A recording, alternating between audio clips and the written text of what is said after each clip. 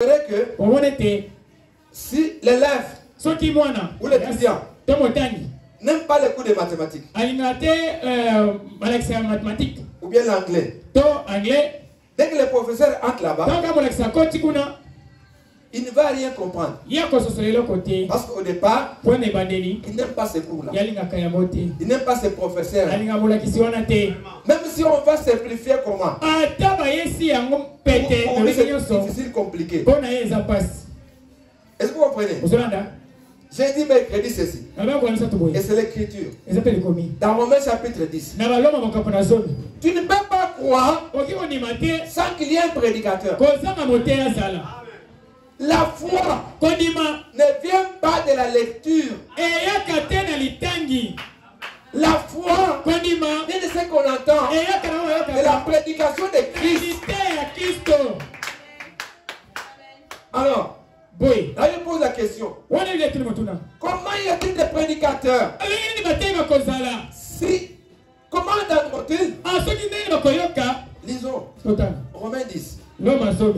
Commençons par là. Romains chapitre 10. À partir de 14, hein? On descend. Comment donc invoqueront-ils en qui ils n'ont pas cru? Et comment croiront-ils en ceux dont ils n'ont pas entendu parler? Comment entendront-ils parler s'il n'y a personne qui prêche? 15.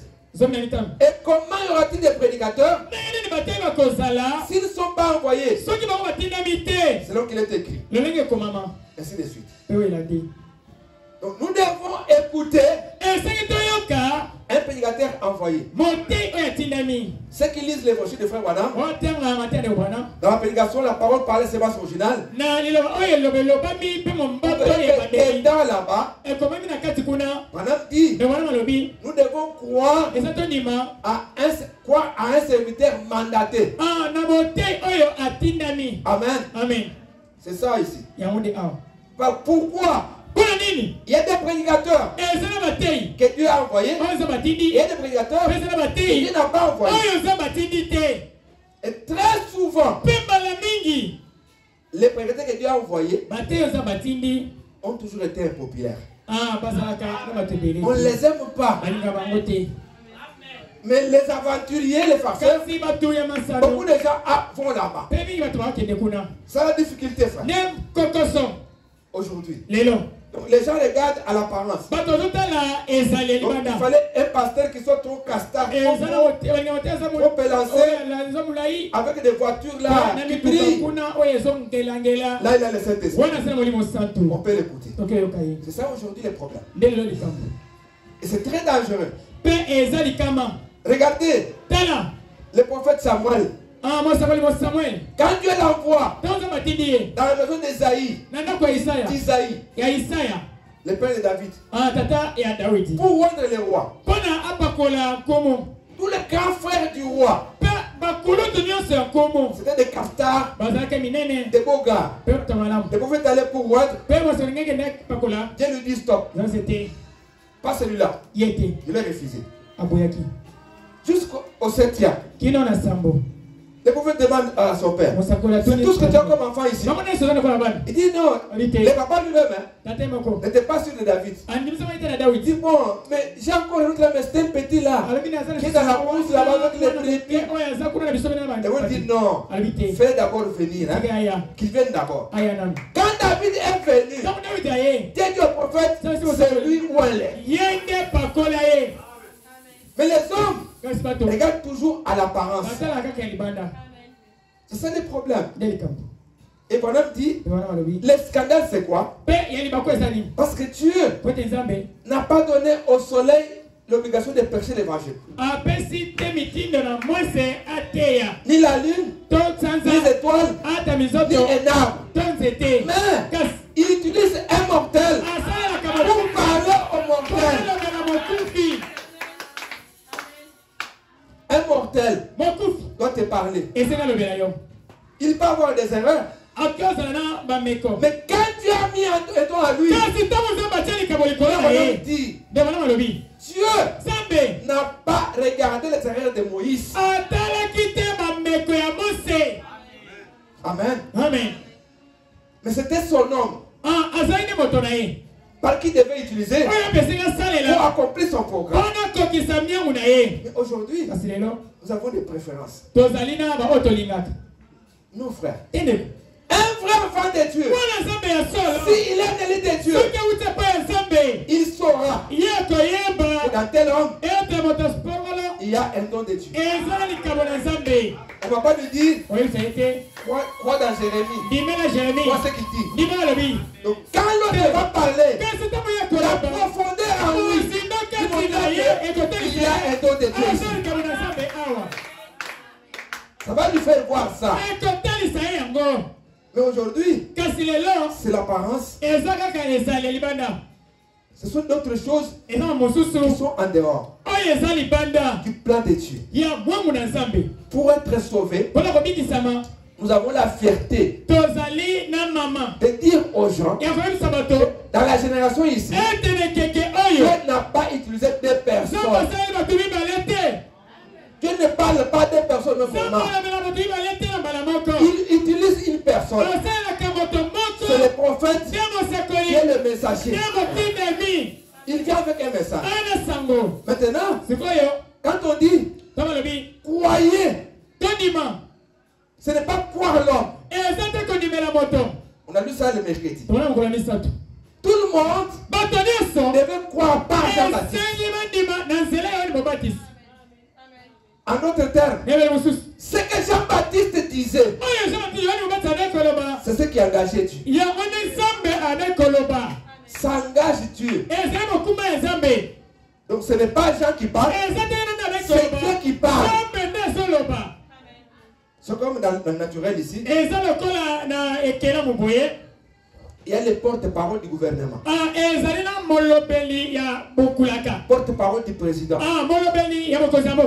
Quand il parle, lui il n'est pas le président. Mais ce qu'il parle là-bas, c'est ce que le président veut. Mais lui n'est pas le président. Le prophète, quand il dit ainsi dit le Seigneur, ce n'est pas lui. Ce n'est pas lui. Quand tu refuses, ce n'est pas l'homme là que tu as refusé. C'est Dieu que tu as refusé. Nous avons dit le mercredi, beaucoup sont venus ici dans notre église ici. Jusqu'aujourd'hui, ils ne connaissent pas ce que c'est que le message. Et Dieu pose la question, pourquoi tu ne connais pas le message? Quand on prêche ici, on termine, on pose la question, qu'est-ce qu'on a prêché? On ne sait pas. Là, nous sommes seulement des messages. Dieu a envoyé frère Branham. Ça ne va pas terminer au ciel comme cela. On doit savoir qu'est-ce que Branham a dit. Qu'est-ce qu'il a prêché? C'est ça ce qui va terminer au ciel. C'est déjà quelque chose de bon.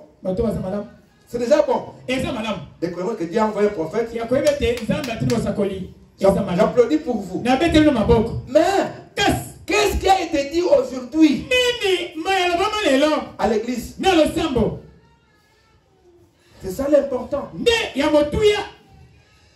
Et c'est ce qu'on église aujourd'hui. Dieu pose la question. Pourquoi les gens ne croient pas dans ce qu'il leur a donné? Ils vivent, c'est comme si on n'a pas prêché. Chacun vit comme il veut. Il fait ce qu'il veut. C'est-à-dire qu'il n'a pas compris. Ils n'ont pas compris. Pourquoi ils sont sortis de l'élimination? Pourquoi on quitte les églises de ces mots? Pour donner ces messages. Beaucoup n'ont pas compris. Pourquoi notre sortie? Alors c'est pourquoi Dieu veut nous réveiller. Nous avons dit que on avait lu frère Branham parce qu'il était là-bas. Il dit que pourquoi Seigneur l'église est si pleine de péchés? Pourquoi les gens n'arrivent-ils pas à croire? En effet, nous savons que l'incrédulité c'est le péché. C'est le seul péché qui existe. Donc, les gens font cela. Les gens font le mal puisque ce sont des incroyants. Est-ce que vous comprenez? Quand vous vivez en dehors de la parole de Dieu, même si vous venez ici, vous êtes encore un incroyant. Il faut qu'on se dise la vérité. Amen. Amen. C'est pas parce que tu es venu ici que nécessairement tu es un croyant. Tu es un croyant quand tu vas vivre la parole de ton temps. Tu l'acceptes, tu la vis. Là tu es un croyant.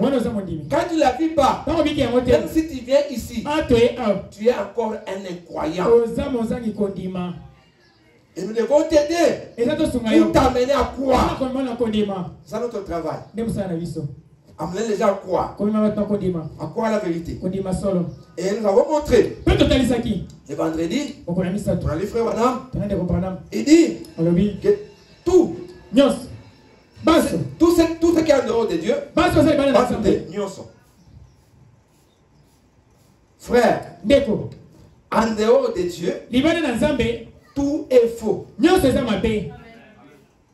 On a lu ça le vendredi. Je répète pour ça aujourd'hui. Parce que nous parlons sous la foi et comment on peut arriver à croire et que la parole de Dieu puisse agir à nous. Jusque là, la parole n'agit pas.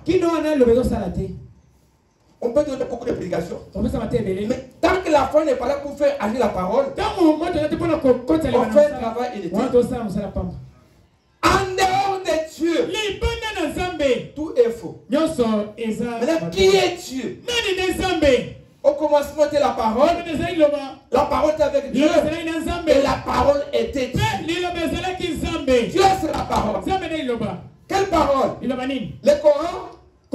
Non. Le Bouddha? Non. Quelle parole? La Bible. Amen. Et nous croyons du message. Nous croyons le message biblique. Le message biblique. Tout ce qui n'est pas biblique, ce n'est pas le message. Quand William Branham prêchait, il n'avait pas de brochure. Il n'avait pas de lettres circulaires. Il prêchait avec la Bible. Et tout vrai prédicateur, il doit prêcher selon la Bible. Et c'est ce que Branham a fait. Il a fait une déclaration importante. Il a dit ceci. Ça fait 33 ans que je suis derrière la chair. Je n'ai changé aucun iota de ma doctrine. Ce que je croyais dans le temps passé, je le crois jusqu'aujourd'hui. Est-ce que vous comprenez? Mais les prédicateurs d'aujourd'hui, ou les croyants d'aujourd'hui, qu'est-ce qu'ils croient? Quel message ils croient aujourd'hui? Quel message? Ce qu'ils appellent message, c'est leur message à eux. Parce que quand ça contredit la Bible, ce n'est pas encore le message. Ça devient autre chose. Et la Bible est écrite en énigme, frère. Est écrite en symbole, frère. Pour que ceux qui sont destinés à la foi n'arrivent pas à croire. Mais lire, ils peuvent lire. Vous comprenez? Tout le monde peut lire la Bible. Ce n'est pas tout le monde qui va croire la Bible. Les prédestinés croiront. Et pourquoi c'est écrit tout ça, c'est écrit en parabole? Ce qu'on a dit, ce sont des paraboles. Qu'est-ce que le théologien va dire là-bas? Il va faire seulement un raisonnement humain. Alors, tout ce qui est en dehors de la parole de Dieu, tout ce qui est en dehors de ce message de ces jours-ci, pour vous dire c'est faux. Est-ce que vous suivez? Pour vous dire c'est faux. Alors, toi qui viens ici, en dehors de ce message, parce que Jésus, nous avons démontré pendant la semaine, Jésus c'est le message. Amen. Croire en Jésus, tu crois le message. Pour aujourd'hui, tous les gens ici qui ne croient pas le message, ils croient un autre Jésus. Dans la Bible, il y a plusieurs Jésus. Mais nous prêchons Jésus de Nazareth. Amen. Amen. Qui était né par une vierge, qui était mort, crucifié, enterré, ressuscité et qui vient bientôt. Amen. Ce sont les Jésus de la Bible. Alors il faut savoir que Jésus on prêche. En dehors de Jésus, tout est faux. C'est pourquoi on avait dit que nos coutumes, bon, quoi qu'on a dit ça, et ça faux. Qui peut dire amen à ça? Amen. Nos coutumes, bon, quoi qu'on a dit ça, c'est faux. La civilisation des Blancs, tout ce que les Blancs ont amené ici, c'est faux. La science, pour nous, elle est fausse. Elle est les mensonges. Mais je ne vous décourage pas d'étudier. Allez étudier. Étudier, allez travailler. Pour avoir un travail. Mais ne fondez pas votre foi sur la science. Est-ce qu'on me suit? Il n'y a pas une coutume qui soit meilleure que la parole de Dieu. Il n'y en a pas. Il n'y a pas une civilisation sur la terre ici. Le lenga kobiga batu. Oh, américain, japonais, français, congolais, sénégalais. Oh, l'équipe biblique est athée. Amen. Amen. Amen. Et souvent les gens sont complexés.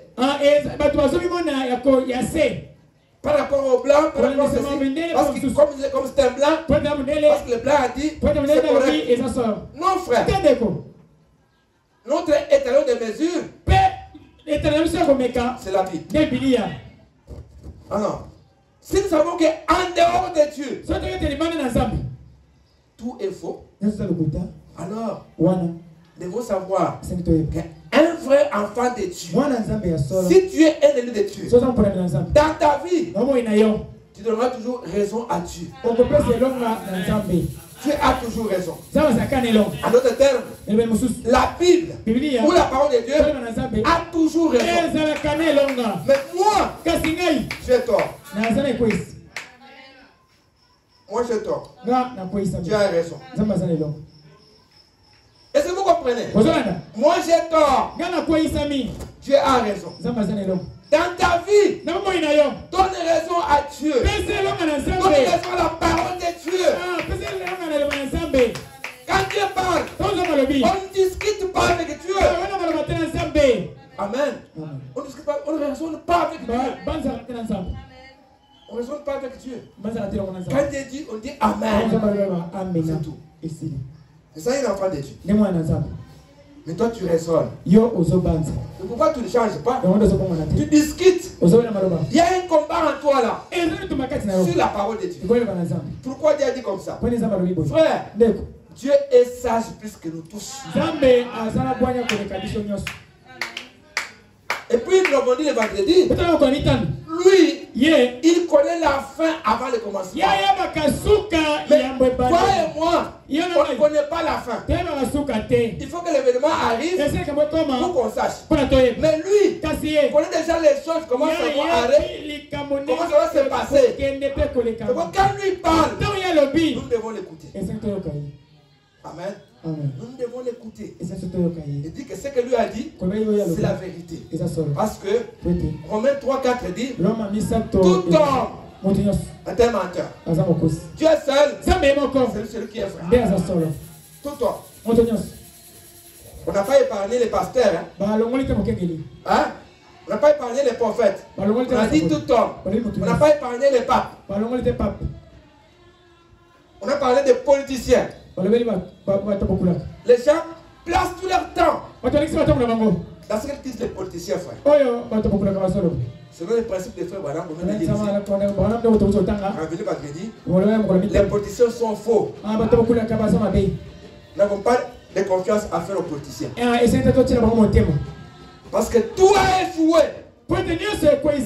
La science a échoué. La politique a échoué. Les églises ont échoué. Pourquoi? C'est pourquoi aujourd'hui, dans la vision d'Apocalypse chapitre 3, Jésus n'est pas dans l'église. Jésus est où? En dehors de l'église. Amen. là dehors. Et nous devons aller vers Jésus. Toi et frère. Tout. C'est pourquoi je dis qu'on va beaucoup lire frère Branham aujourd'hui. C'est même pas si j'ai pris beaucoup de brochures. Ils vont nous aider. Ah, c'est ça, les APC, les commencements de la vie chrétienne. Si tu veux progresser, grandir, il faut suivre les conseils qu'on va te donner ce matin. De la parole de Dieu. Pour qu'il y ait un changement dans ta vie.